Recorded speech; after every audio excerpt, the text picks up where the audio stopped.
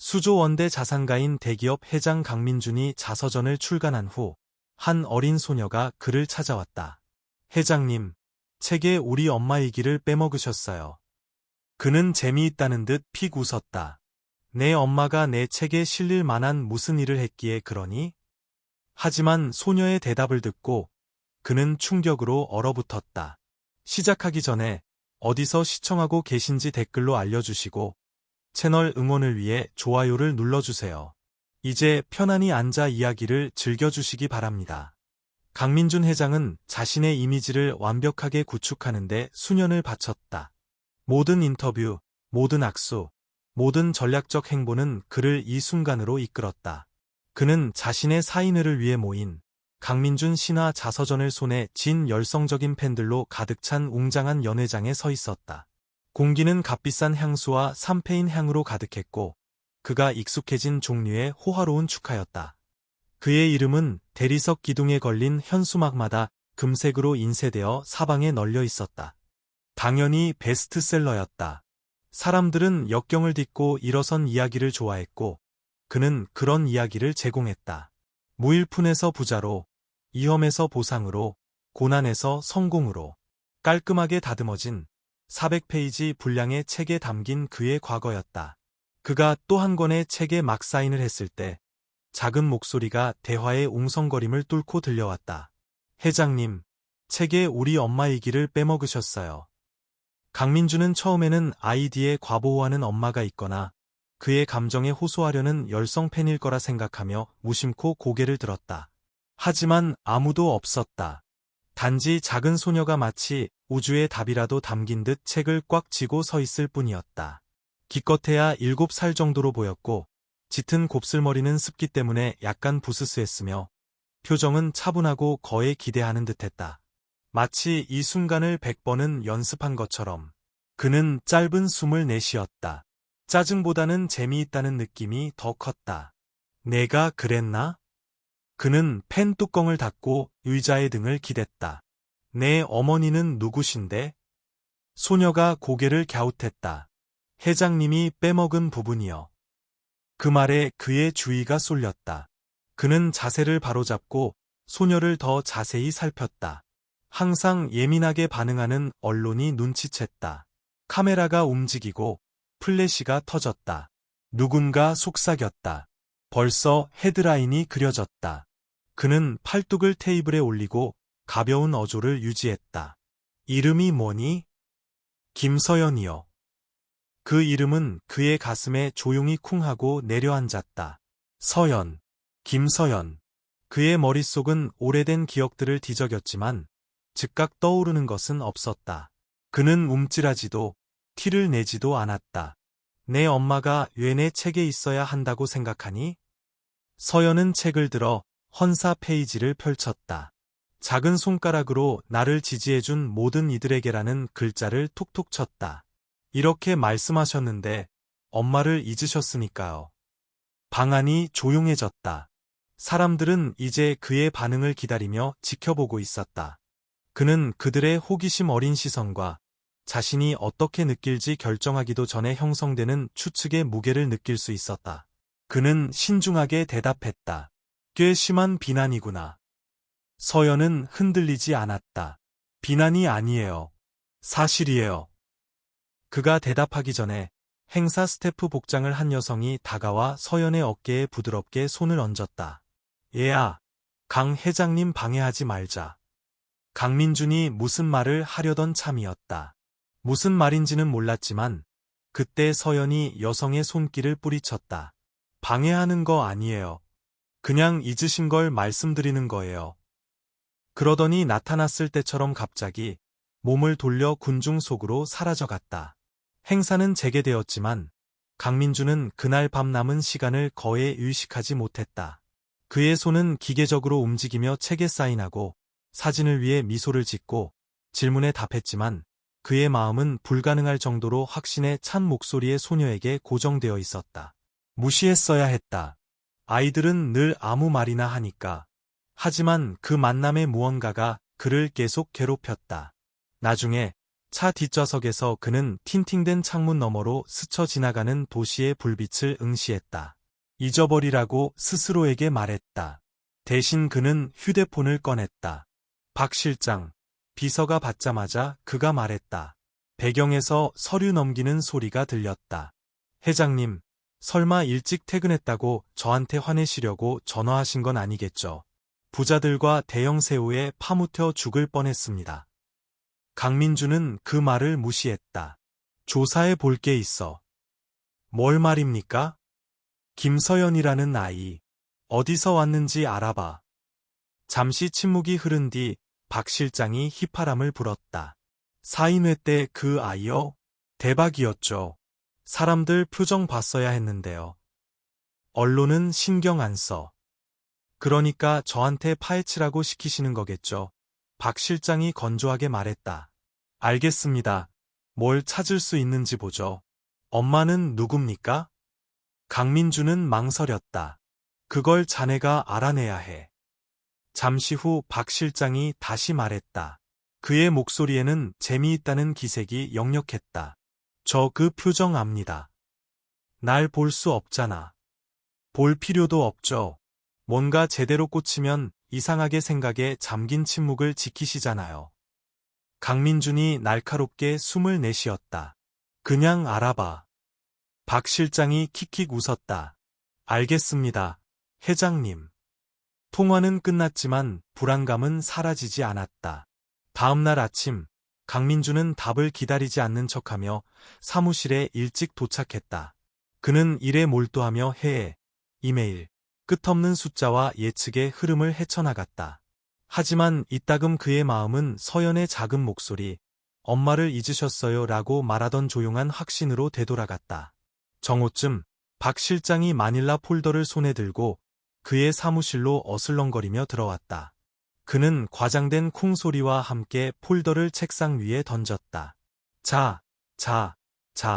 그가 소파에 털썩 주저앉으며 말했다. 이거 마음에 안 드실 텐데요. 강민준이 파일을 열었다. 가장 먼저 눈에 들어온 것은 이름이었다. 한지수. 방 안의 공기가 바뀌는 듯했다. 그 이름은 순식간에 몇 년을 거슬러 올라가 그를 과거로 끌어당겼다. 그녀의 모습이 보였다.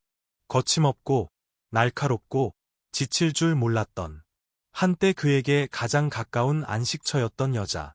뒤돌아보지 않고 떠나온 사람. 박 실장이 씩 웃었다. 기억나시는 모양이죠? 강민주는 파일을 닫았다. 마치 피부를 태울 듯한 표지에 손가락을 눌렀다. 지금 어디 있지? 박 실장은 몸을 쭉 뻗으며 이 상황이 너무 재미있다는 듯한 표정을 지었다. 작은 서점이요. 괜찮은 동네에 있습니다. 스캔들이나 흠집은 없고요. 그냥 조용한 삶이죠. 강민준이 책상을 손가락으로 톡톡 쳤다. 그 아이는? 박 실장이 어깨를 으쓱했다. 김서연, 7살 한지수 씨와 함께 살고 있습니다. 아버지 기록은 없고요. 그가 앞으로 몸을 기울이며 호기심으로 날카로워진 눈으로 물었다. 그래서 회장님, 그 엄마가 뭐가 그렇게 특별한지 말씀해 주실래요? 강민주는 대답하지 않았다. 대신 그는 턱을 굳게 다물고 맥박이 평소보다 조금 더 빠르게 뛰는 것을 느끼며 창밖을 응시했다. 한지수가 다시 그의 궤도에 들어왔다는 사실과 몇 년 만에 처음으로 명확한 답이 없는 질문이 그의 마음속에 남았다는 사실 중 무엇이 더 그를 불안하게 하는지 확신할 수 없었다. 정확히 김서연은 누구인가? 그리고 왜 한지수는 그녀에 대해 한 번도 말하지 않았을까? 그는 일어서서 재킷을 집어들고 문으로 향했다. 박 실장이 일어나 앉았다. 어디 가십니까?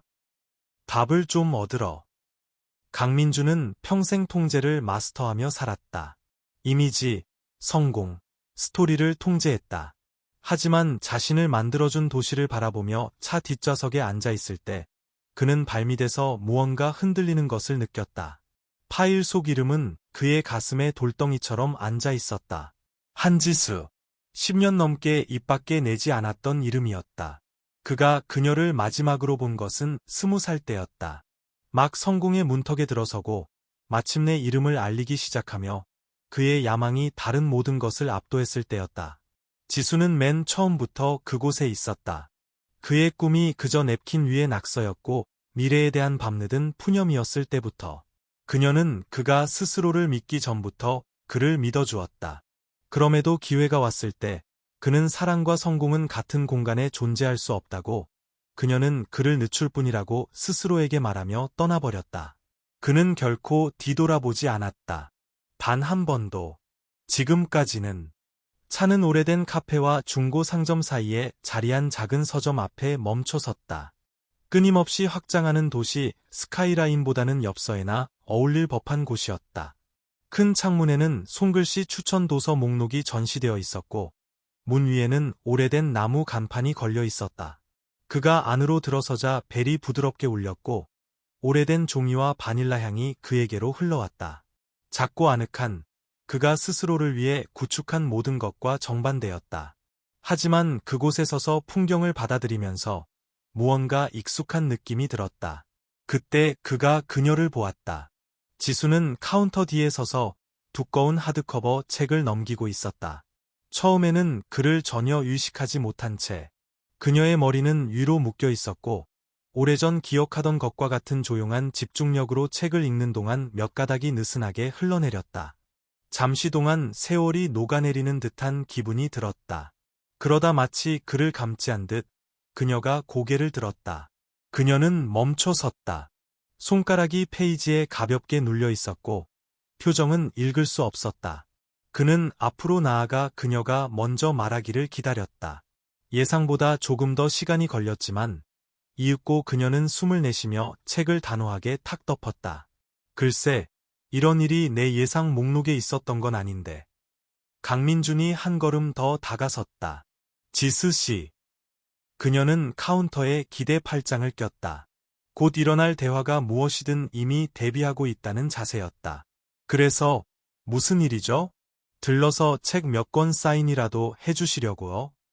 그는 비꼬는 말을 무시했다. 어제 따님을 우연히 만났어요. 그녀는 마치 예상했다는 듯 천천히 고개를 끄덕였다.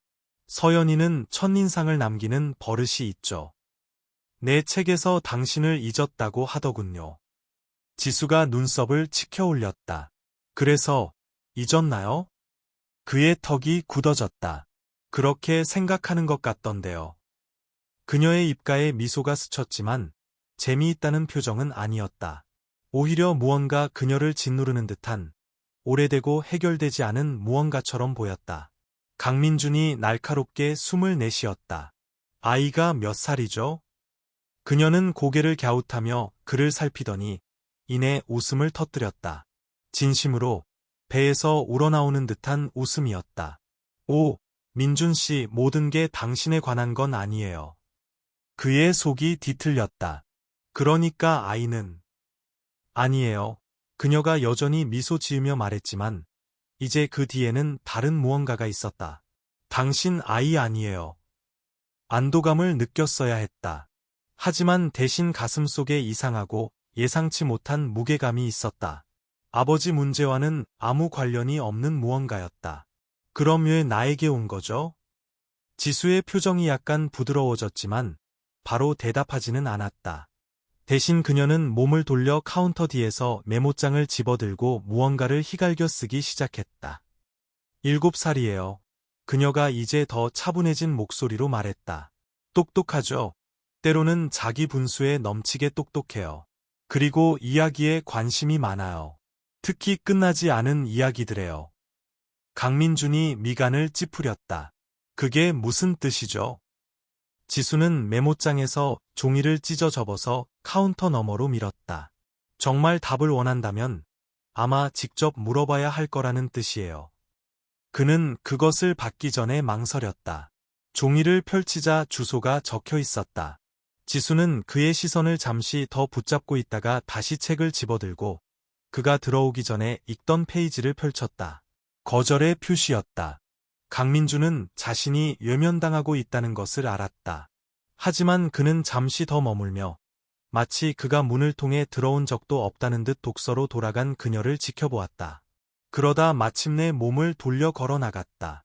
차 안으로 돌아와 그는 손안의 주소를 응시했다.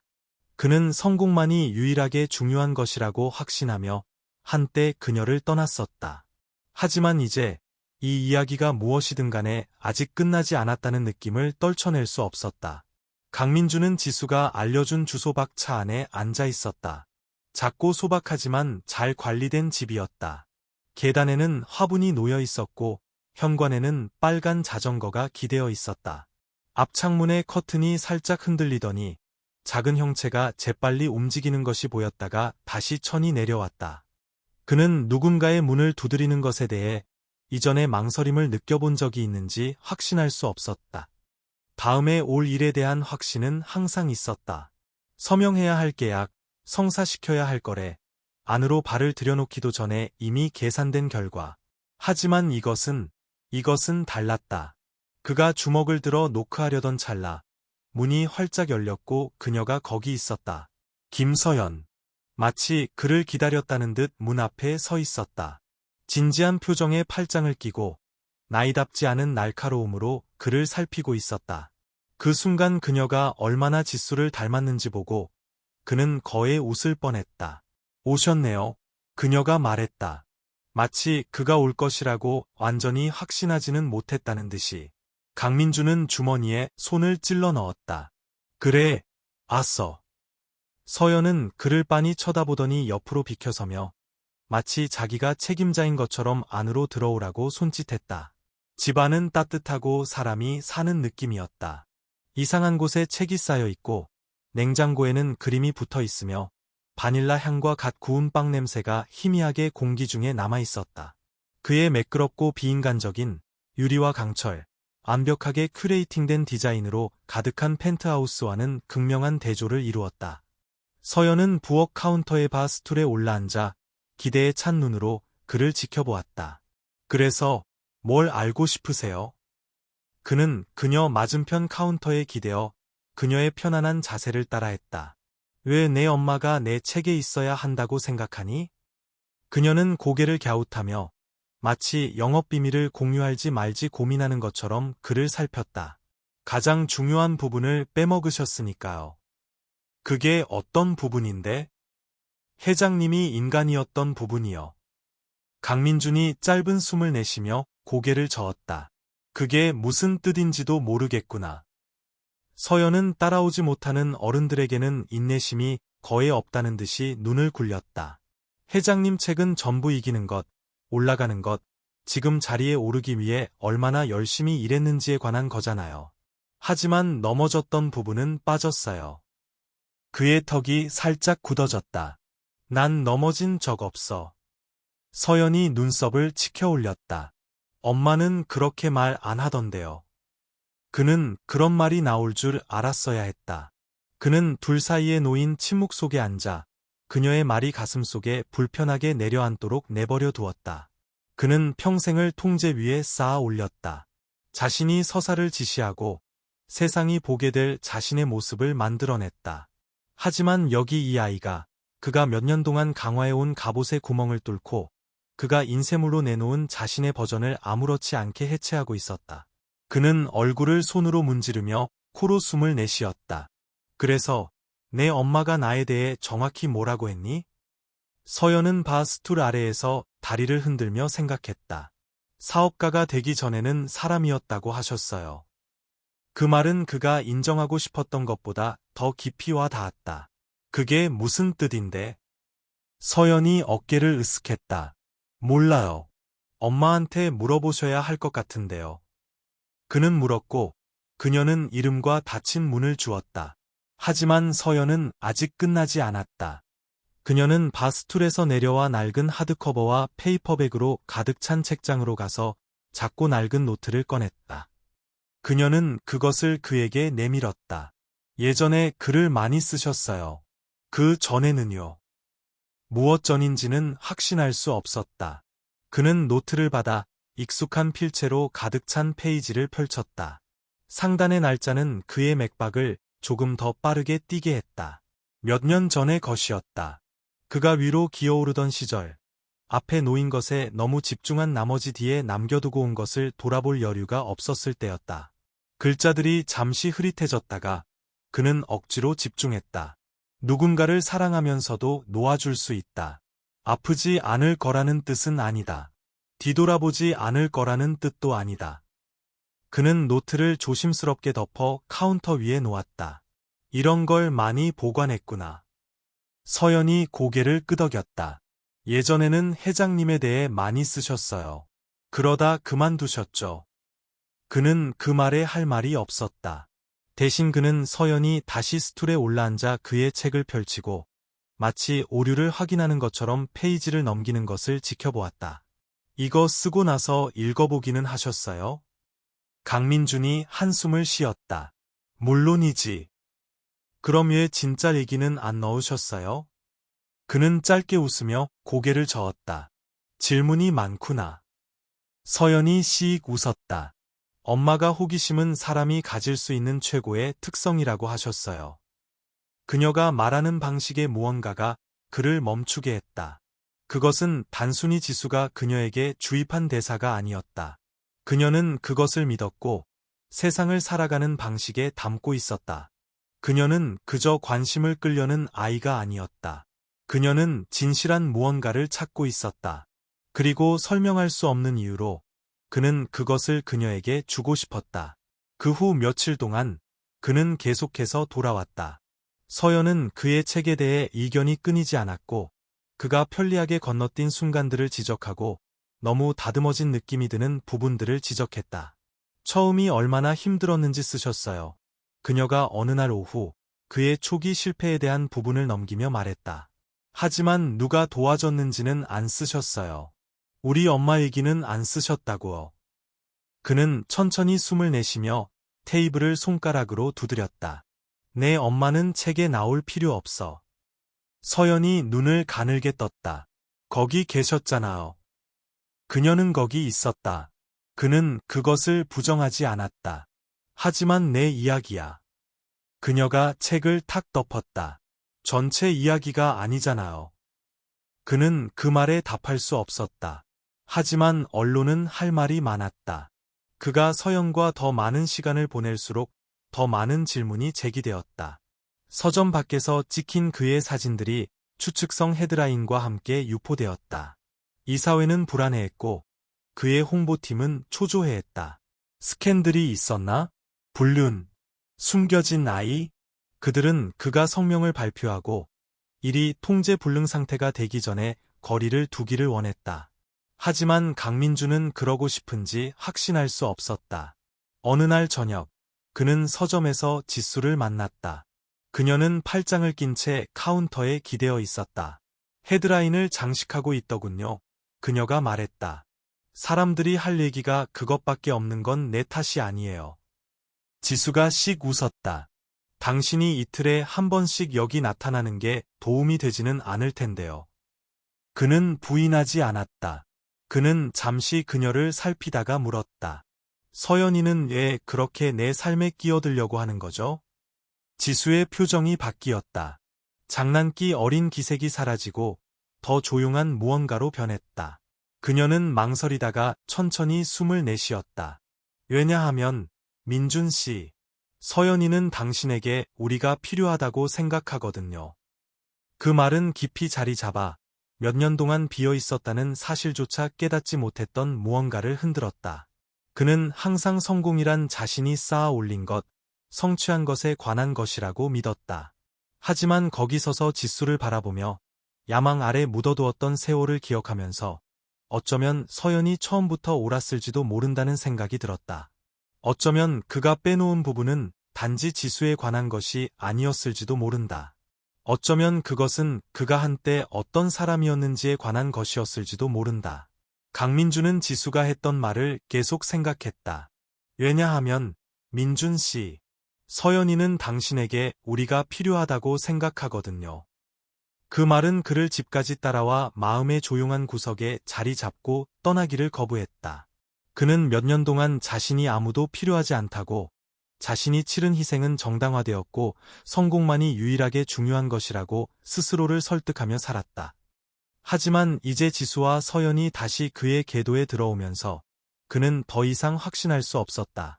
그는 서점에 더 자주 들르게 되었다. 서연 때문만이 아니라 지수 때문이기도 했다.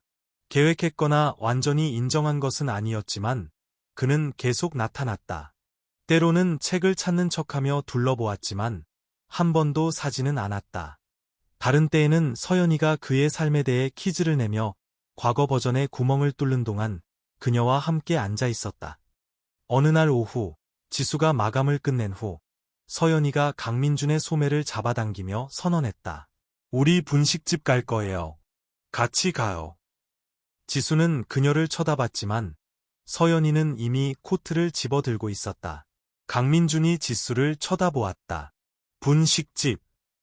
지수가 한숨을 쉬며 재킷을 입었다. 정말 기억 못하는군요. 그렇죠? 그는 그들이 안으로 들어서는 순간 기억해냈다. 그것은 돈이 부족했던 시절, 감자튀김 한 접시를 나눠 먹는 것이 전부였던 시절에 그들이 가곤 했던 바로 그곳이었다. 벽에는 여전히 오래된 사진들이 걸려 있었고, 부스는 여전히 수년간의 손님들이 드나들며 달아 있었다. 같은 주크박스가 구석에 놓여 있었고, 여전히 알아듣지 못하더라도 향수를 느끼게 하는 종류의 노래를 틀고 있었다. 지수가 그의 맞은편 부스로 미끄러져 들어갔다. 그리고 잠시 동안 아무것도 변하지 않은 것 같았다. 여기서 한번 약속했었죠. 그녀가 냅킨 모서리를 만지작거리며 말했다. 그가 등을 기댔다. 내가 그랬었나? 그녀는 고개를 끄덕였다. 표정은 읽을 수 없었다. 함께 나눌 사람이 없다면 성공은 아무 의미 없을 거라고 했어요. 그는 무언가 말하려고 입을 열었지만 아무 말도 나오지 않았다. 그렇게 말했던 것을 기억하지 못했지만 예전에 그라면 믿었을 법한 말처럼 들렸다. 문제는 그 버전의 그는 지수가 자신이 구축하고 있는 미래의 일부가 아니라고 결정한 순간 사라졌다는 것이었다. 그 순간의 무게를 알 리 없는 서연이는 케첩에 감자튀김을 찍어 먹느라 바빴지만 강민주는 지수의 말이 자신 안에 자리 잡는 방식을 떨쳐낼 수 없었다. 그는 그날 밤 늦게 사무실로 돌아와서도 그 생각들을 더 많이 했다. 매끄럽고 깨끗한 공간은 그가 쌓아 올린 모든 것, 그가 희생한 모든 것의 증거였다. 하지만 처음으로 이상하게 공허하게 느껴졌다. 그는 책상으로 걸어가 자신의 책, 강민준 신화 한 권을 집어들었다. 이제 제목이 오만하게 느껴졌다. 자신의 이야기에서 자신이 유일하게 중요한 사람이라고 스스로를 설득했던 남자를 위한 기념비처럼. 바스락거리는 소리가 그를 멈추게 했다. 그는 몸을 돌려 책상 위에 웅크리고 있는 작은 형체를 발견했다. 작은 손이 빨간 크레용을 쥐고 있었다. 서연이었다. 박 실장이 문가에 서 있었다. 지나치게 만족스러워 보이는 표정이었다. 경비원한테 회장님 VIP 손님이라고 했어요. 천만에요. 강민준이 한숨을 쉬며 다가갔다. 정확히 뭘 하고 있는 거니? 서연이 씩 웃으며 작업하던 페이지를 들어 올렸다. 회장님 책 고치고 있어요. 그는 그녀에게서 그것을 받아들고 낙서와 수정으로 뒤덮인 혼란스러운 상태를 내려다보았다. 어떤 단어들은 완전히 지워지고 잔인할 정도로 정직한 편집과 유치한 필체로 대체되어 있었다. 다른 부분들은 여백의 낙서가 있었고 지수, 민준이라고 표시된 막대기 인물들이 작은 서점처럼 보이는 것 옆에 서 있었다. 이건 철저하군. 그가 중얼거렸다. 서연이 활짝 웃었다. 새로운 장을 만들어 드렸어요. 진짜 장이요. 그는 책 뒤편으로 넘겼다. 그곳에 그녀가 크레용으로 휘갈겨 쓴 텍스트 한 페이지 전체를 추가해 놓았다. 강민준 회장님은 혼자 하지 않았다. 도움이 있었다. 그가 믿지 않았을 때조차 그를 믿어준 사람들로부터. 그리고 어쩌면 그는 잊었을지 모르지만 그렇다고 일어나지 않았다는 뜻은 아니다. 강민준은 오랫동안 그것을 응시했다. 무언가 불편한 것이 가슴을 압박했다. 그녀는 그가 몇 년 동안 공들여 만든 것을 가져다가 진실을 말했다. 사람들이 원하는 버전이 아니라 중요한 버전이었다. 정말 책이 마음에 안 드는구나. 그렇지? 그가 마침내 물었다. 서연이 어깨를 으쓱했다. 저는 정직한 이야기를 좋아해요. 그는 목구멍에 걸린 덩어리를 삼키며 책을 내려놓았다. 다음 날 아침, 그는 자신의 이름이 인터넷 전체에 도배된 것을 보고 잠에서 깼다. 재벌 회장의 비밀 가족. 강민준 회장의 숨겨진 과거 폭로. 사진들이 있었다. 서점 밖, 분식집, 서연이와 함께 있는 그를 찍은 파파라치 사진들. 그들과의 관계에 대해 추측하고 숨겨진 불륜과 버려진 아이들을 암시하는 기사들. 헤드라인은 진실을 추하고 값싼 무언가로 예곡했다. 지수는 전화를 받지 않았다. 그가 서점에 도착했을 때 문에는 휴무라고 적힌 팻말이 붙어 있었다. 그녀는 어쨌든 문을 열었지만 그녀의 얼굴 표정은 그가 환영받지 못한다는 것을 말해주었다. 지수 씨, 당신이 흘렸어요? 그는 한 걸음 물러섰다. 뭐라고요? 기사 말이에요. 그녀가 팔짱을 단단히 끼며 말했다. 이걸 언론에 팔았어요? 그 비난에 말문이 막혔다. 정말 내가 그랬을 거라고 생각해요? 당신은 서사를 통제하는 방법을 아는 사업가라고 생각해요. 그가 숨을 내쉬며 머리카락을 손으로 쓸어 넘겼다. 지수 씨, 난. 그녀가 고개를 저으며 그의 말을 끊었다. 가까이 오지 말라고 했잖아요. 우리를 당신 세계로 끌어들이지 말라고 했잖아요. 강민주는 평생 상황을 말로 해결해왔지만 이곳은 회의실이 아니었고 지수는 논리로 설득할 수 있는 사람이 아니었다. 서연이는 당신을 믿어요. 그녀가 마침내 더 조용한 목소리로 말했다. 그게 용서할 수 없는 부분이에요. 그가 힘겹게 침을 삼켰다. 지수 씨, 이런 일이 일어나게 하려던 건 아니었어요. 하지만 일어났죠. 그녀가 간단히 말했다. 그리고 그대로 그녀는 문을 닫았다. 강민주는 오랫동안 거기 서서 닫힌 팻말을 응시하며 현실을 받아들였다. 생애 처음으로 그는 이기고 싶지 않았다. 그는 단지 옳은 일을 하고 싶었다. 강민주는 지수가 그의 면전에서 문을 닫은 후에도 오랫동안 서점 밖에 서 있었다. 세상이 무겁게 느껴졌고 거리의 고요함이 그를 짓눌렀다. 그는 떠날 수도 있었다. 그것이 그가 항상 해왔던 방식이었다. 앞으로 나아가고 뒤에 남겨두는 것. 하지만 이번에는 그가 망가뜨린 것을 고치지 않고서는 앞으로가 존재하는지조차 확신할 수 없었다. 헤드라인은 가라앉지 않았다. 모든 뉴스 매체는 소위 비밀 가족 스캔들에 대해 한마디씩 했다. 극적인 삼각관계부터 사생아까지 추측이 난무했지만 어느 것도 진실과는 거리가 멀었다.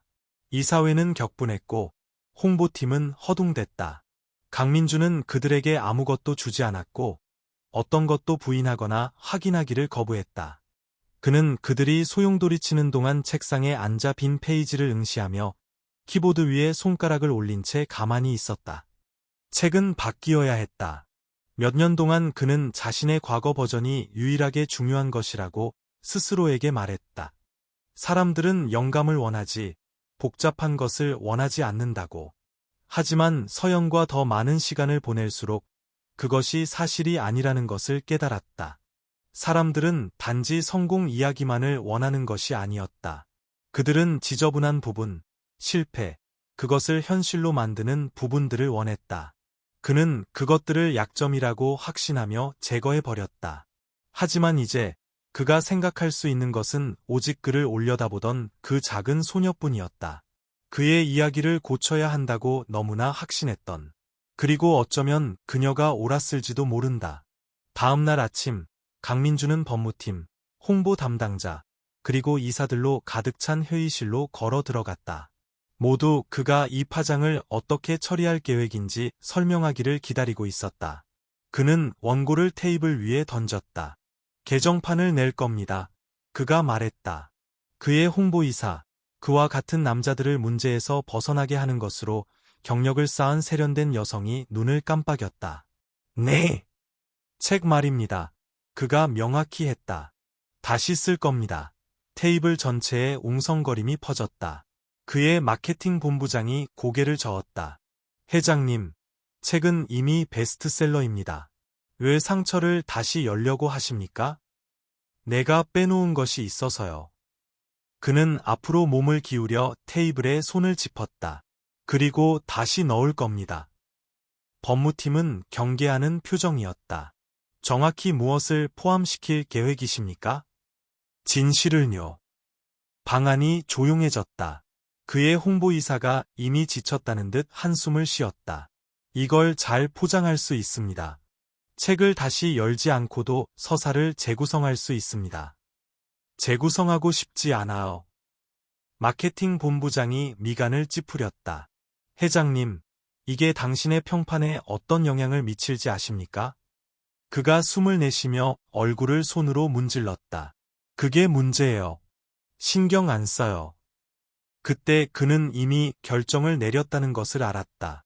발표는 그날 오후에 공개되었다. 강민준 신화의 개정판. 한지수와 그가 빼놓았던 진실에 대한 장을 포함하여 그는 그것을 잊혀진 장이라고 불렀다. 마치 세상이 그가 그 말을 하기를 기다렸던 것 같았다.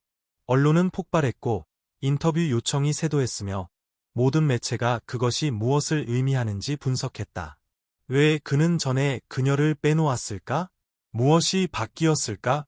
사람들은 그의 성명서의 모든 단어를 해부했다. 하지만 그가 신경 쓴 유일한 사람의 반응은 아무 말도 하지 않았다. 지수는 전화하지 않았다. 문자도 보내지 않았다. 그래서 그가 그녀에게 갔다. 그가 서점에 들어섰을 때 그녀는 계산대에 서서 책을 넘기며 그를 못 본 척하고 있었다. 그는 목을 가다듬고 그녀가 고개를 들기를 기다렸다. 그녀는 그러지 않았다. 지수 씨. 그녀는 페이지를 넘겼다. 미동도 없이. 뭘 원해요? 민준 씨? 그는 망설이다가 그들 사이의 카운터 위에 개정판 한 권을 놓았다. 그녀는 오랫동안 그것을 응시하다가 마침내 그의 시선을 마주했다. 정말 해냈군요. 그녀가 조용한 목소리로 말했다. 하겠다고 했잖아요. 그녀는 그를 살폈다. 그녀의 표정 뒤에서 무언가 깜빡였다. 그가 알아챌 수 없는 무언가였다. 그녀는 책에 손을 뻗지 않았지만 밀쳐내지도 않았다. 그것만으로도 무언가였다. 언론 때문에 한 게 아니에요. 그가 잠시 후 말했다. 손해를 막으려고 한 것도 아니고요. 진실이었고 서연이가 당신이 중요하다는 걸 알 자격이 있었기 때문에 한 거예요. 지수가 천천히 숨을 내쉬었다. 그녀의 손가락이 표지를 스쳤다. 그녀가 무언가 말하기 전에 책장 뒤에서 작은 목소리가 들려왔다. 엄마, 고쳤어요. 서연이가 나타났다. 팔짱을 끼고 마치 이 순간을 기다렸다는 듯이 그를 지켜보고 있었다. 지수는 망설이다가 딸에게 책을 밀어주었다. 직접 봐. 서연이는 빠르게 페이지를 넘기다가 새로운 장에 이르러 멈췄다. 그녀는 첫몇 줄을 읽고 나서 강민준을 올려다보았다. 눈이 기쁨으로 커졌다. 정말 고치셨네요. 그녀가 씩 웃으며 말했다. 그가 미소 지었다. 가슴속에 따뜻한 무언가가 자리 잡았다. 내가 고쳐야 한다고 했잖아. 그녀는 고개를 끄덕이고 나서 지수에게로 돌아섰다. 엄마, 우리 이 사람 데리고 있자. 지수가 신음했다. 서연아. 에휴. 교훈을 얻었잖아요. 지수가 숨을 내쉬며 고개를 저었다. 넌 정말 못 말려. 서연이는 그저 어깨를 으쓱했다. 마치 이미 이겼다는 것을 안다는 듯이. 그 후 무언가 바뀌었다. 그와 지수 사이의 얼음이 하룻밤 사이에 녹지는 않았지만 부드러워졌다. 그는 계속 돌아왔고 들를 핑계를 찾았다. 처음에는 지수가 못 본 척했다. 하지만 그녀는 그에게 떠나라고 말하지도 않았다. 그는 서연이와도 더 많은 시간을 보내기 시작했다. 계획했던 것은 아니었지만 그녀는 그냥 그렇게 하지 않을 수 없게 만드는 방법을 가지고 있었다. 어느 날 밤 그녀는 서점에서 그의 옆에 앉아 오래된 잡지를 넘기고 있었다. 사진 속에서는 항상 외로워 보여요. 그녀가 말했다. 그가 그녀를 쳐다보며 미간을 찌푸렸다. 뭐라고?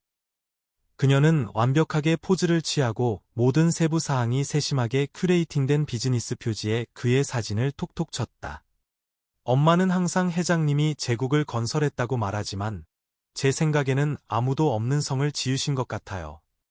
그의 숨이 잠시 멎었다. 서연이가 어깨를 으쓱하며 페이지를 넘겼다.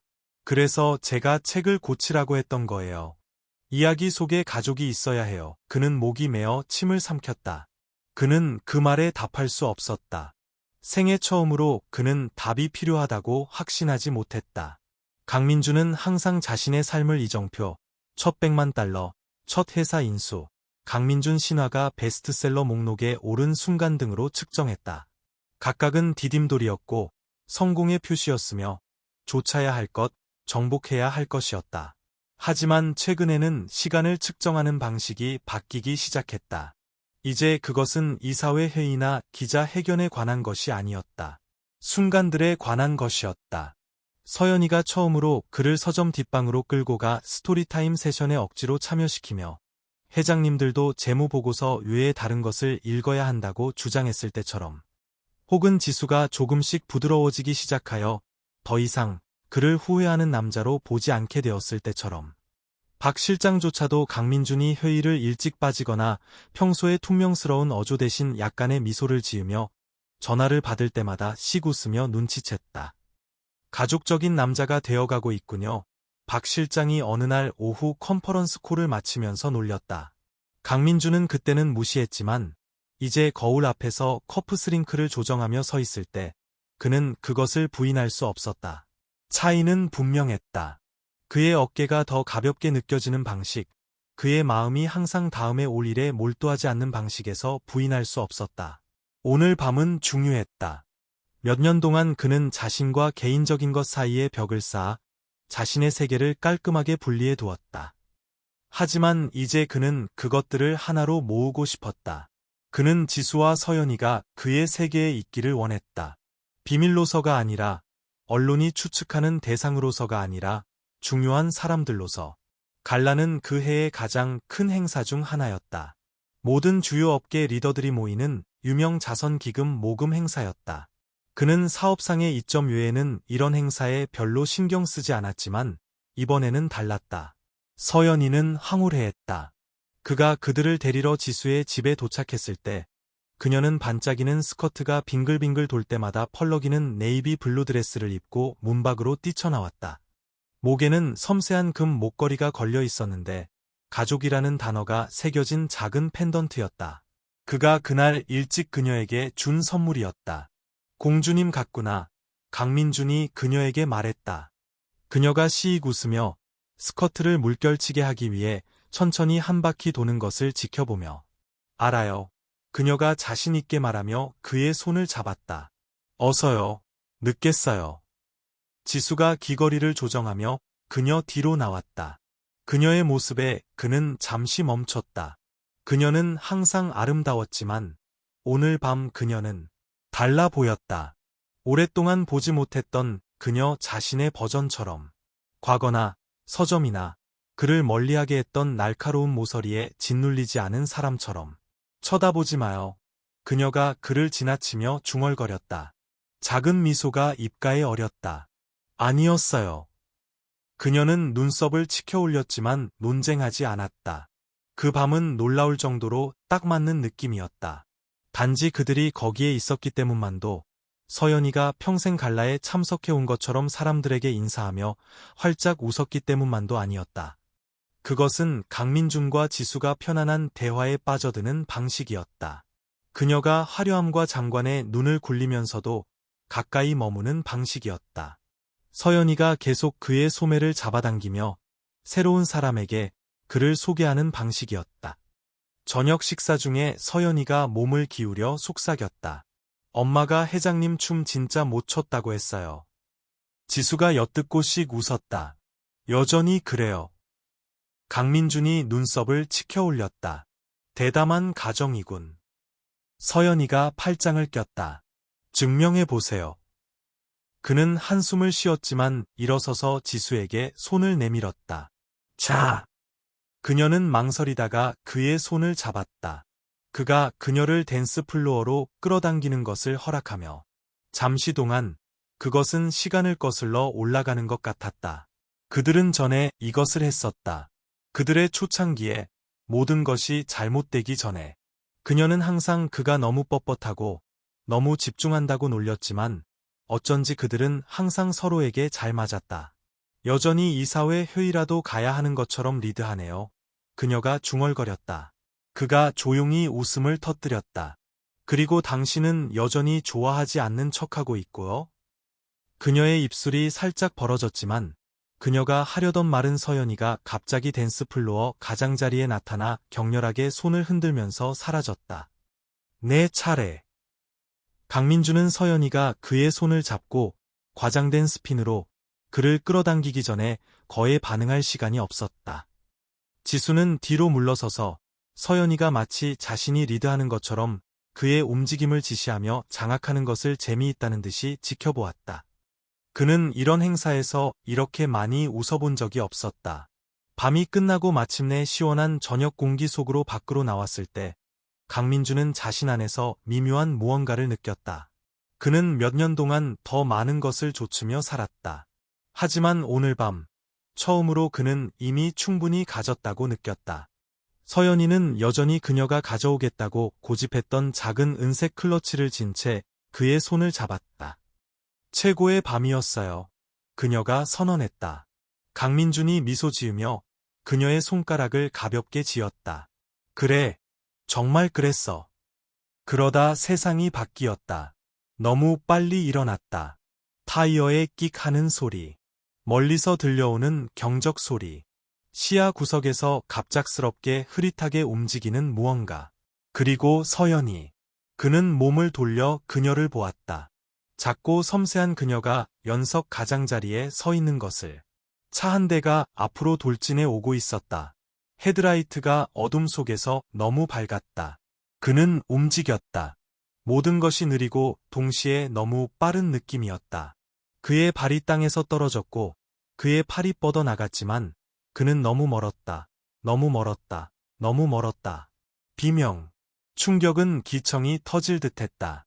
살과 금속이 부딪히는 소리, 몸이 포장도로에 부딪히는 둔탁한 콩소리, 혼란 속을 가르는 지수의 날카롭고 촉트된 외침.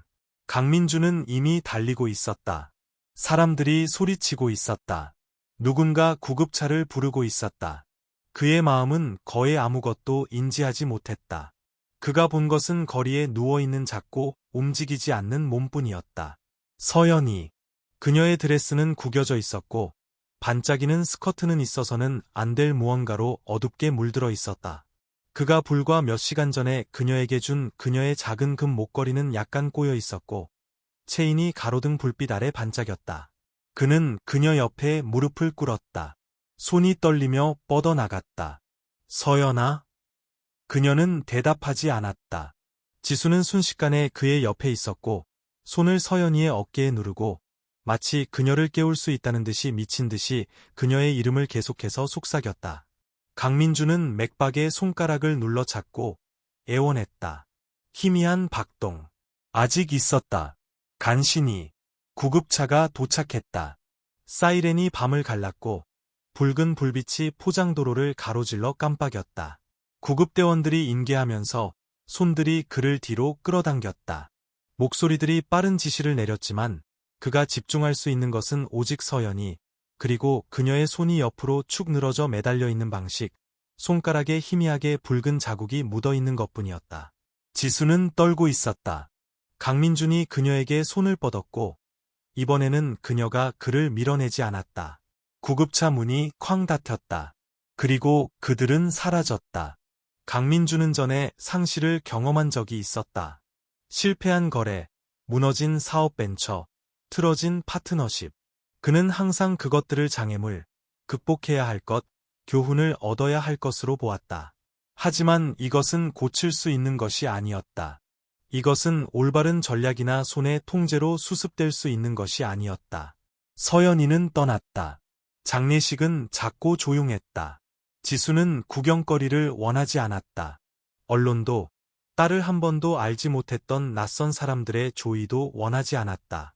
단지 서연이의 짧은 삶의 일부였던 소수의 사람들뿐이었다. 서점 직원들, 선생님 두어 명, 이웃 몇 명. 강민주는 자신이 거기에 있어야 하는지 확신할 수 없었지만 어쨌든 갔다. 다른 곳에 있을 수 있다고 상상할 수 없었다. 지수는 앞줄에 앉아 조용히 앞만 응시했다. 그녀의 손은 무릎 위에 모아져 있었지만 그녀는 결코 움직이지도 말하지도 않았다. 그녀는 거의 눈을 깜빡이지도 않았다. 강민주는 전에 슬픔을 본 적이 있었지만 이런 것은 아니었다. 끝났을 때 사람들은 조용한 조의를 표하며 흩어졌다. 강민주는 뒤에 남았다. 지수가 작은 액자 속 서연이 사진 옆에 서서 유리 가장자리를 손가락으로 쓸어내리는 것을 지켜보며 그녀는 말할 때 돌아서지 않았다. 당신을 정말 많이 사랑했어요. 그의 목이 메었다. 당신이 절대 나쁜 일이 일어나게 두지 않을 거라고 생각했어요. 강민주는 그 말에 답할 수 없었다. 지수가 숨을 내쉬며 고개를 살짝 저었다. 내가 손을 잡았어야 했는데. 그가 눈을 감았다. 날카로운 고통이 그를 관통했다. 내가 그랬어야 했는데. 그것은 그들 중 누구든 그들을 좀먹고 있는 것을 처음으로 인정한 순간이었다. 만약에들. 끊임없고 고통스러운 만약에의 반복. 그가 다른 쪽으로 걸었다면, 그들이 5분 일찍 떠났다면, 그가 더 빨랐다면, 중요하지 않았다. 결말은 같았다. 지수는 그를 밀어내지 않았지만, 그를 쳐다보지도 않았다. 그녀는 줄 것이 아무것도 남지 않았고, 그는 그것을 이해했다. 강민주는 사무실에 가는 것을 그만두었다. 박 실장이 몇 번 전화했다.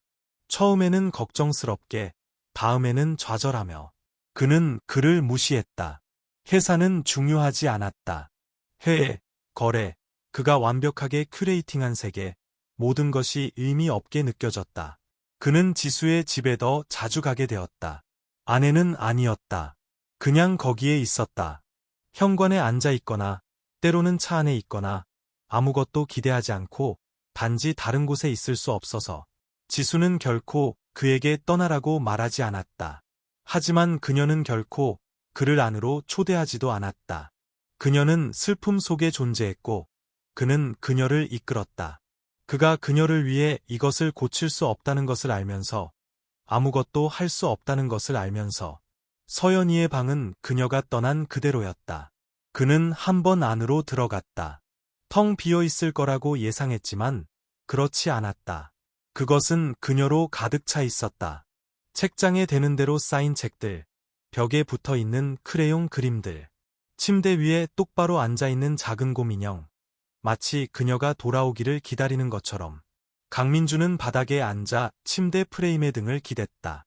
그는 그녀의 침대 옆 탁자에서 책 한 권을 집어들어 페이지를 넘겼지만 정말로 읽고 있지는 않았다.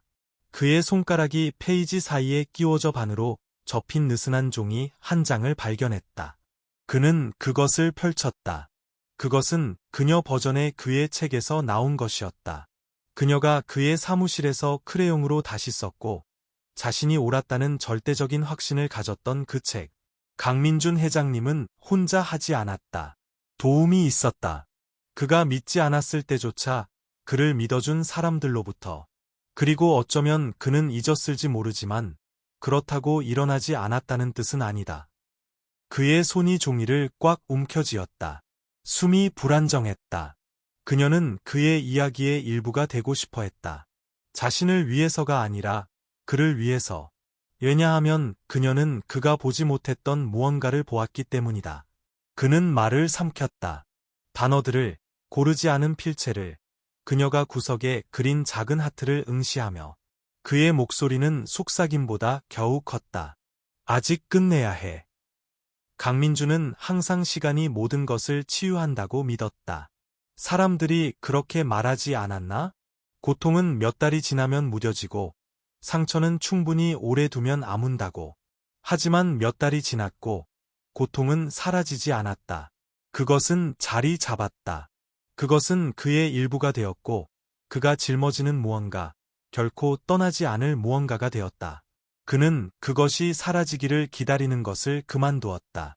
대신 그는 옳다고 느껴지는 유일한 것에 집중했다. 그는 책을 다시 썼다. 쉽지 않았다. 어떤 날은 단어들이 쉽게 흘러나와 마치 말해지기를 기다렸던 것처럼 페이지에 쏟아졌다. 다른 날은 잃어버린 것을 말로 표현할 수 없어 몇 시간 동안 화면을 응시했다. 하지만 그는 계속했다. 서연이가 원했을 것이기 때문에. 박 실장이 가장 먼저 변화를 눈치챘다. 그래서 그가 어느 날 오후 강민준의 사무실 문에 기대어 팔짱을 끼고 말했다. 마침내 역사를 올바른 방식으로 다시 쓰고 계신 겁니까? 강민준은 그저 고개를 끄덕였다. 원고가 완성되었을 때 그는 2번 생각하지 않고 제출했다. 기자회견도 신중하게 만들어진 성명서도 없었다. 단지 말해줘야 할 페이지들 뿐이었다. 강민준 신화의 새로운 개정판은 3개월 후에 출간되었다. 이번에는 달랐다. 성공은 중요하지 않았다. 숫자는 중요하지 않았다. 헤드라인은 그가 그것을 다시 썼는지, 그녀를 포함시켰는지 추측했다. 계산적이기로 유명했던 남자가 갑자기 세상에 진실한 무언가를 보여주기로 결정했는지. 하지만 강민준은 그 모든 것을 무시했다. 왜냐하면 중요한 유일한 사람의 의견은 결코 그것을 읽을 수 없는 사람이었기 때문이다. 그리고 자격이 있는 유일한 다른 사람은 처음부터 거기에 있었던 사람이었다. 서점은 항상 그대로였다. 여전히 오래된 종이와 계피 냄새가 났고, 여전히 책들이 고르지 않게 쌓여 있었고, 여전히 시간이 다르게 흐르는 곳처럼 느껴졌다. 지수는 카운터 뒤에 서서 무언가를 넘기고 있었다. 아직 고개를 들지 않은 채 그는 카운터 위에 책 한 권을 놓았다. 그녀는 멈춰 섰다. 천천히 그녀는 들고 있던 책을 덮고 카운터 위에 손을 얹었다. 손가락이 새 개정판의 가장자리를 스쳤다. 그녀의 시선이 제목으로, 그 다음에는 그에게로 옮겨갔다. 잠시 동안 아무도 말하지 않았다. 그러다 강민준이 숨을 내쉬었다. 그녀가 좋아했을 거예요. 지수가 침을 삼켰다. 예상치 못한 눈물의 따끔거림에 맞서 깜빡이며. 그녀는 표지 위로 손을 훑고 나서 마지막 장 제목 잊혀진 장의 금색 글자를 따라갔다. 그녀의 목소리는 속삭임보다 겨우 컸다. 당신을 사랑했을 거예요. 강민준의 숨이 가빠졌다. 지수가 카운터를 돌아 나왔다. 잠시 망설이다가 그들 사이의 거리를 좁혔다. 사고 이후 처음으로 그들은 서로를 안았다. 슬픔은 사라지지 않았다. 결코 사라지지 않을 것이다. 하지만 더 이상 혼자 짊어져야 할 무언가처럼 느껴지지 않았다. 시간이 흘렀지만 이번에는 강민준이 그것을 그냥 흘려보내지 않았다. 그는 조용한 방식으로 지수의 삶의 일부가 되었다. 그는 그녀가 계속 미루던 서점의 부서진 선반을 고쳤다. 둘 다 말하고 싶지 않지만 혼자 있고 싶지도 않은 느린 아침에는 커피를 사왔다. 그는 자신이 원한다는 것을 알기도 전에 그녀가 그를 위해 따로 챙겨둘 책들을 알게 되었다. 웅장한 선언도 갑작스러운 계시도 없었다. 단지 둘 다 결코 살아남고 싶지 않았던 무언가를 헤쳐나가는 두 사람뿐이었다. 그리고 몇 달 후 어느 날 아침, 지수가 그가 들어오기도 전에 그의 이름이 적힌 여분의 커피를 카운터 위에 무심코 놓았을 때 강민준은 자신이 결코 성공을 찾고 있었던 것이 아니라는 것을 깨달았다. 그는 이것을 찾고 있었다. 그가 마지막으로 해야 할 일은 시작한 것을 끝내는 것이었다. 서연이의 묘비는 그의 손끝 아래 매끄러웠다. 나무 사이로 스며드는 햇빛에 맞서 조각된 글자들이 날카롭게 서 있었다. 그는 그 옆에 책을 내려놓고 부드러운 바람이 페이지를 스치게 한 다음 표지 위에 손을 얹었다. 우리 책을 끝냈어. 황금빛 햇살이 나뭇가지 사이로 뚫고 들어와 책 표면을 따뜻하게 하고 금색 글자를 빛나게 했다. 그리고 생애 처음으로 강민준 회장은 외롭지 않다고 느꼈다. 강민준은 속편을 쓸 계획이 전혀 없었다. 특히 자서전 개정판처럼 개인적인 것에 대해서는 더욱 그랬다. 하지만 날이 주로 그리고 달로 바뀌면서 그는 삶이 아무리 깊은 상처가 있더라도 계속되는 방식이 있다는 것을 깨달았다. 서연이의 기억은 결코 희미해지지 않았다. 장난감 가게를 지나거나 아이의 웃음소리를 들을 때마다 그녀가 거기 있어야 한다는 느낌, 작은 손을 그의 손에 잡고 새로운 발견에 흥분해서 가리키고 있어야 한다는 느낌이 여전히 마음 가장자리를 부드럽게 잡아당겼다. 아픔은 한때 그의 숨을 먹게 했던 날카로운 뒤틀림보다는 익숙한 옥신거림으로 무뎌졌지만 그와 함께 머물렀다. 그가 잃어버린 것과 그 과정에서 찾은 것에 대한 조용한 상기였다. 그와 지수는 더 많은 시간을 함께 보냈지만 갑작스러운 로맨스 선언이나 서연이가 남긴 공백을 메우려는 시도는 없었다. 대신 그들은 부재의 아픔을 달래주는 작은 일상에서 위안을 찾았다. 화요일에는 서점에서 신간을 재입고하며 먼지 쌓인 책장 뒤에서 조용한 동반자 관계를 공유했다. 때로는 잠시 멈춰 어떤 말보다 더 많은 것을 말하는 눈빛을 교환했다. 목요일에는 강민준이 밖에 있는 구석 정원을 돌보았다. 지수가 항상 너무 바빠서 관리하지 못했던 곳이었다. 그는 사업에 도움이 될 것이라고 주장하며 모종과 허브를 심었다. 때때로 그는 그녀가 유리창 너머로 그를 바라보는 것을 포착했다. 표정은 차분했다. 마치 그가 거기에 있다는 것을 여전히 믿을 수 없다는 듯이. 금요일 밤에는 종종 서점 뒤편의 비좁은 사무실에서 포장 음식을 나눠 먹었다. 둘 다 너무 지쳐서 심각한 이야기는 할 수 없었고 주변 도시의 희미한 웅성거림에 만족했다. 조금씩 그들은 서로를 위한 공간을 만들어 나갔다. 공식적인 약속도 명칭도 없었다. 단지 슬픔이 만들어낸 어두운 곳에서 혼자 있고 싶지 않다는 공유된 이해뿐이었다. 어느 토요일 오후 작은 소년이 가게 안으로 들어왔다. 눈은 선반 위를 헤매다가 한때 서연이가 가장 좋아했던 장소였던 어린이 책으로 가득 찬 구석을 발견했다. 강민주는 옆 통로에서 그를 발견하고 그가 얼마나 망설이는지 주목했다. 마치 거기에 자리 잡을 권리가 있는지 확신하지 못하는 것처럼. 지수도 그를 보았다. 고전 더미의 가격을 매기던 중에 멈춰 섰다. 두 사람은 시선을 교환했고 강민준이 한 걸음 앞으로 나아가 아이 옆에 한쪽 무릎을 꿇었다. 그는 아이에게 무언가를 찾는데 도움이 필요한지 물었다. 목소리는 낮고 차분했다. 조급함의 흔적은 없었다. 아이는 엄마를 기다리고 있다고 중얼거렸다. 엄마는 밖에서 통화 중이었다. 강민주는 고개를 끄덕이고 용에 관한 그림책을 건네주었다. 서연이가 예전에 바로 그 페이지들을 그의 코밑에 들이밀며 재미있는 부분을 큰 소리로 읽어달라고 요구했던 것을 기억하며 소녀는 밝아져서 다채로운 그림들을 넘겨보았다. 몇 분 후 그의 엄마가 들어와서 폐를 끼쳐 미안하다고 사과했지만 강민주는 그저 미소를 지으며 그녀의 걱정을 손짓으로 물리쳤다. 소년이 그 책을 가슴에 꼭 껴안고 떠났을 때 강민주는 공기 중에 무언가 바뀌는 것을 느꼈다. 그와 지수 사이를 어떻게든 이동하는 작은 따스함의 빗줄기였다. 그녀는 카운터 자리를 떠나 어린이 섹션에서 그와 합류했다. 소년이 있었던 곳에 무릎을 꿇고 서연이가 한때 좋아했던 책들의 등뼈를 손가락으로 쓸었다. 그녀의 숨결은 약간 고르지 않았지만 울지는 않았다. 그는 그녀의 어깨에 가볍게 손을 얹었다. 아무 말도 하지 않았다. 그들은 한동안 그렇게 있었다. 그 순간이 그들의 공유된 슬픔의 날카로운 모서리를 부드럽게 하도록 내버려 두며 그 주 후반 강민주는 자서전 개정판에 대해 컨퍼런스에서 강연해 달라는 일련의 초청장을 받았다. 그의 변화 뒤에 숨겨진 이야기를 듣고 싶어하는 기업과 학교들의 요청이었다. 한동안 그는 그것들을 무시했다. 낯선 사람들 앞에서 그 서사를 다시 되짚는 것이 다시 산산조각 나지 않고 할 수 있는 일인지 확신할 수 없었기 때문이다. 하지만 한 초청장이 눈에 띄었다. 방과 후 프로그램을 운영하는 커뮤니티 센터에서 열리는 젊은 기업가들을 위한 작은 행사였다. 그는 서연이를 생각했다. 그녀가 진실을, 삶의 지저분한 부분들을 소유하는 것을 어떻게 믿었는지.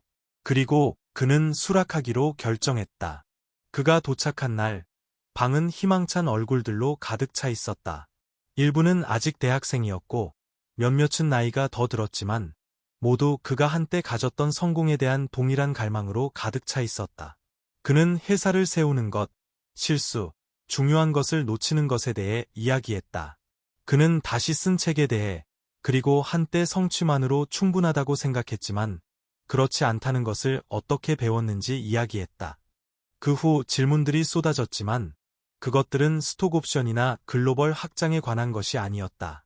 그것들은 선택과 후회, 그리고 그들이 하는 일에서 의미를 찾는 방법에 관한 것이었다. 그는 정직하게 대답했다. 서연이를 생각하며 그녀가 어떻게 그에게 크레용으로 여백에 휘갈겼었던 것처럼 그의 인생 이야기를 다시 쓰도록 강요했는지 생각하며 그날 저녁 서점으로 돌아왔을 때 지수는 계산대 옆에서 기다리고 있었다.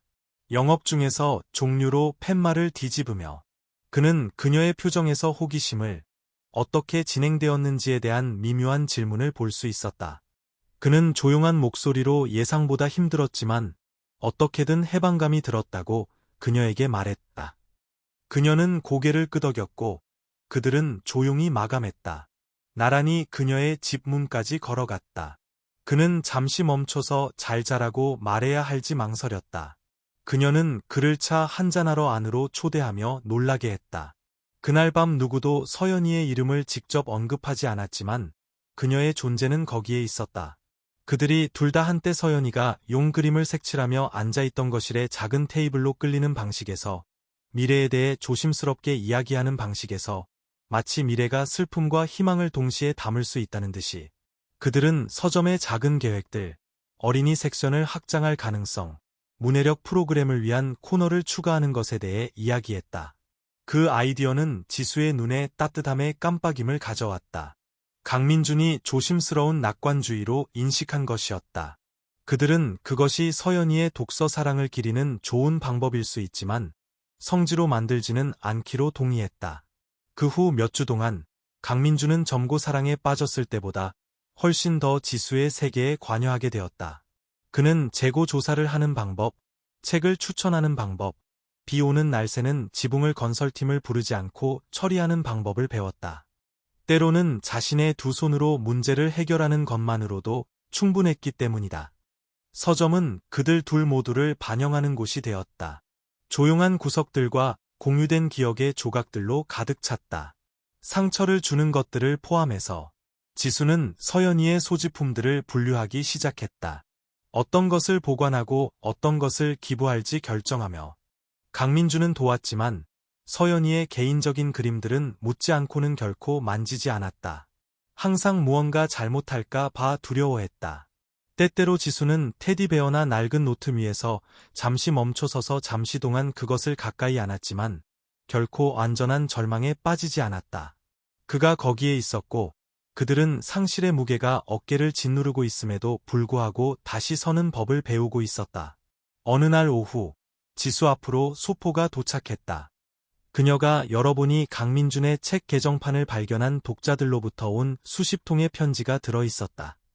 대부분은 동정심으로 가득 차 있었고 사랑하는 사람을 잃은 경험, 정직함에 감사하는 마음을 나누었다. 몇 통은 자녀들이 서연이에 대해 물어본 부모들로부터 온 것이었다. 억만장자의 마음을 바꾼 작은 소녀에 대해 더 알고 싶어 했다. 지수는 조용히 그것들을 읽었다. 때로는 희미한 떨림이 그녀를 통과했지만 결코 무너지지 않았다. 대신 그녀는 한 쌀쌀한 가을 저녁, 강민주는 혼자 묘지로 걸어갔다. 서연이가 좋아했을 것 같은 밝은 보라색 꽃이 핀 작은 화분을 들고 그는 묘비 옆에 그것을 부드럽게 내려놓고 차가운 표면에 손을 얹었다. 그는 잠시 거기 서서 그녀에게 보여주고 싶었던 모든 것들, 그녀를 데려가고 싶었던 장소들, 그들이 결코 함께 읽지 못할 이야기들을 생각했다. 잠시 후 그는 몸을 곧게 펴고 차분한 숨을 내쉬었다. 일어난 일을 바꿀 수는 없었지만 앞으로 나아가는 방식을 통해 그녀의 기억이 살아있게 할 수 있었다. 그가 서점으로 돌아왔을 때 지수는 계단 밖에 앉아 있었다. 손에 차 한 잔을 들고 마치 그를 기다리고 있었던 것처럼 그는 그녀 옆에 자리 잡았다. 어깨가 스치자 그녀는 말없이 그의 팔짱을 꼈다. 그들은 거리를 내다보았다. 헤드라이트가 깜빡이고 나뭇잎이 포장도로를 가로질러 떠다니는 것을 지켜보며 그때 누구도 서연이에 대해 말하지 않았지만 그들은 그녀의 존재와 그들 사이의 조용한 이해심을 느꼈다. 이것이 이제 그들의 삶이었다. 상실로 얼룩졌지만 공유된 힘으로 형성되기도 한. 시간이 지남에 따라 서연이가 남긴 자리는 그들이 함께 채워나가는 무언가가 되었다. 그녀를 잊거나 그녀가 존재하지 않았던 것처럼 넘어가려고 노력하는 것이 아니라 그녀를 그들과 함께 짊어지는 법을 배우는 것. 그것은 승리가 아니었다. 강민준이 전에 인식했던 어떤 의미에서도 아니었다. 하지만 그것은 다른 무언가, 더 진실한 무언가였다. 그리고 만약 서연이가 거기에 있었다면 그녀는 미소 지으며 그것이 중요한 이야기라고 말했을 것이다. 그가 한때 자신을 위해 썼던 결말이 아니라 마침내 마음을 열었을 때 찾은 결말이라고. 이 이야기가 즐거우셨다면 좋아요를 남기는 것을 잊지 마세요. 채널에 정말 큰 도움이 됩니다. 그리고 이와 같은 더 따뜻하고 감동적인 이야기를 원하시면 구독 버튼을 누르고 알림을 켜서 업로드를 놓치지 마세요. 이 이야기에 대한 여러분의 생각을 댓글로 알려주세요. 여러분의 반응을 듣고 싶습니다. 시청해주셔서 감사합니다. 다음 이야기에서 뵙겠습니다.